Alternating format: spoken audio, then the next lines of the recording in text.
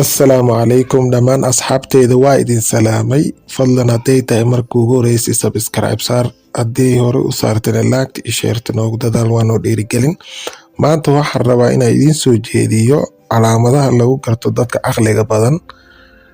Waxay leeyihiin saaxiibo yar, waxay neceb yihiin hadal aan macno lahayn small talk, waa dhageystayaal wanaagsan, waa dad xiiso badan, waxay ku raaxaystaan kelinimada, noloshooda ayay maalgashtaan, waxay u fikiraan mustaqbalka fog, kama walwalaan fikradaha dadka, waa dad halista qaata, ma aha dad xukuma dadka, waa dad is-hoosaysi. Si adag ayay u shaqeeyaan, caafimaadkooda ayay daryeelaan, waqti ma lumiyaan, waa akhristayaal aad u jecel buugaagta, waa bartayaal nolosha oo dhan, waxay leeyihiin kaftan